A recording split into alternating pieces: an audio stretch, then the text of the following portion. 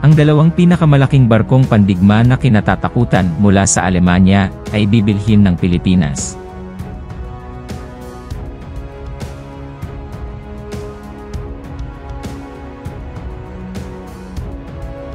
Sa isang makabuluhang pag-unlad na naglalayong palakasin ang mga kakayahan sa pagtatanggol sa dagat, ang Pilipinas ay nagtapos ng mga plano upang makakuha ng dalawang mabigat na barkong pandigma ng MEKO E-210 class mula sa Germany.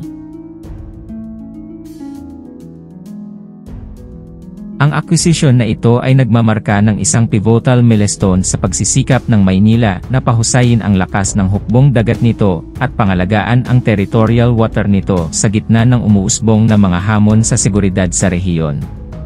Ang MEKO E-210, na kilala sa advanced na teknolohiya, mahusay na firepower, at versatility, ay nakatayo bilang isa sa mga pinakakinatatakutang sasakyang pandagat sa buong mundo. Sa haba na humigit kumulang 111 metro, at isang displacement na mahigit 3,000 tonelada, ang mga barkong pandigma na ito ay nilagyan ng makabagong sandata, mga sopistikadong sistema ng depensa, na ginagawa itong mga kakilakilabot na asset sa modernong pakikidigmang pandagat. Ang desisyon na bilhin ang dalawang barkong pandigma na ito ng MEKO E-210 ay binibigyang diin ang pangako ng Pilipinas na palakasin ang mga kakayahan nito sa pagtatanggol at pag-secure ng mga interes sa maritime nito sa pinagtatalunang karagatan ng South China Sea. Habang tumitindi ang mga tensyon, at nagpapatuloy ang mga karibal na pag-angkin sa teritoryo sa rehiyon, kinikilala ng Maynila ang kahalagahan ng pagkuha ng mga makabagong asset ng hukbong dagat upang epektibong maprotektahan ang soberanya nito at itaguyod ang internasyonal na batas. Ang proseso ng pagkuha, na pinadali sa pamamagitan ng mga estratehikong negosasyon sa pagitan ng mga otoridad ng Pilipinas at Aleman, ay kumakatawan sa isang makabuluhang pamumuhunan sa infrastruktura ng depensa ng bansa. Gamit ang kadalubhasaan ng Germany sa naval engineering at teknolohiya, ang Pilipinas ay naglalayon na makakuha ng mga barkong pandigma na hindi lamang makapangyarihan, ngunit naayon din sa mga partikular na kinakailangan sa pagpapatakbo nito. Ang mga barkong pandigma ng MEKO E-210 na ito ay inaasahang gaganap ng mahalagang papel sa iba't ibang mga operasyong pandagat, kabilang ang mga patrol sa seguridad sa dagat, mga misyon sa pagsubaybay, at mga pagsisikap sa pagtugon sa kalamidad. Nilagyan ng mga advanced na sensor system, long-range missiles, at anti-submarine warfare capabilities, sila ay makabuluhang magpapahusay sa kakayahan ng Philippine Navy na magsagawa ng maritime patrols, at pangalagaan ang mahahalagang sea lane.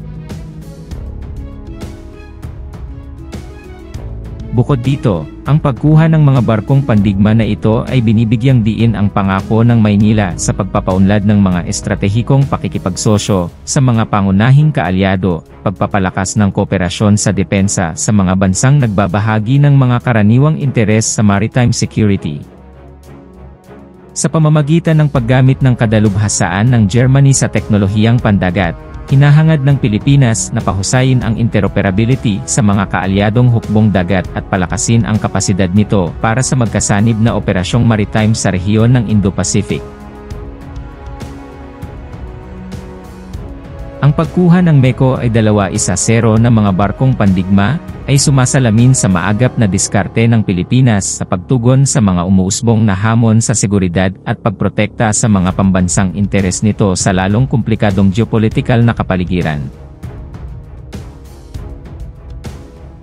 Habang nagpapatuloy ang mga alitan sa maritime, at tumitindi ang tensyon sa rehiyon, nanatiling matatag ang Maynila sa pangako nitong itaguyod ang panuntunan ng batas, pagtataguyod ng kapayapaan, at pagtiyak ng seguridad at katatagan ng South China Sea. Bilang karagdagan sa mga advanced na pagkuha ng mga asset ng hukbong dagat, ang Pilipinas ay patuloy na namumuhunan sa propesyonal na pag-unlad ng mga tauhan ng hukbong dagat nito at ang modernisasyon ng infrastruktura ng depensa nito. Sa pamamagitan ng komprehensibong mga reforma sa pagtatanggol at mga estratehikong pamumuhunan, layunin ng Maynila na bumuo ng isang kapani-paniwalang postura ng depensa na may kakayahang epektibong tugunan ang iba't ibang banta at hamon sa seguridad.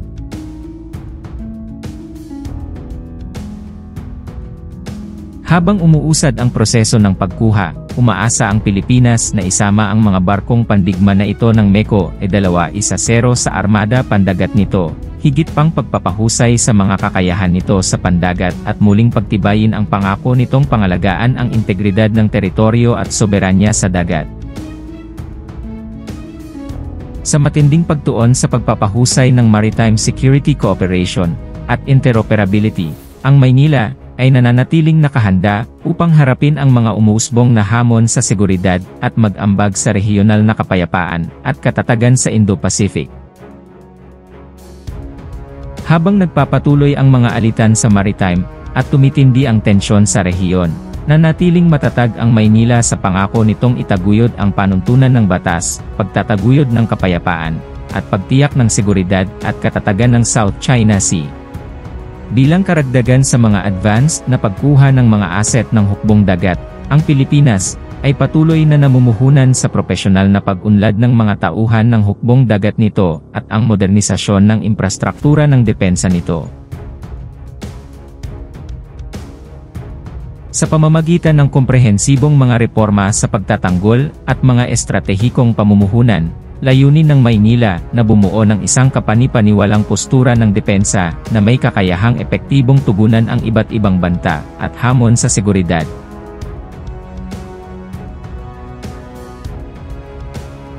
Habang umuusad ang proseso ng pagkuha, umaasa ang Pilipinas na isama ang mga barkong pandigma na ito ng MECO E-210 sa armada pandagat nito, higit pang pagpapahusay sa mga kakayahan nito sa pandagat at muling pagtibayin ang pangako nitong pangalagaan ang integridad ng teritoryo at soberanya sa dagat. Sa matinding pagtuon sa pagpapahusay ng maritime security cooperation at interoperability, ang Maynila ay nananatiling nakahanda upang harapin ang mga umuusbong na hamon sa seguridad at mag-ambag sa rehiyonal na kapayapaan at katatagan sa Indo-Pacific.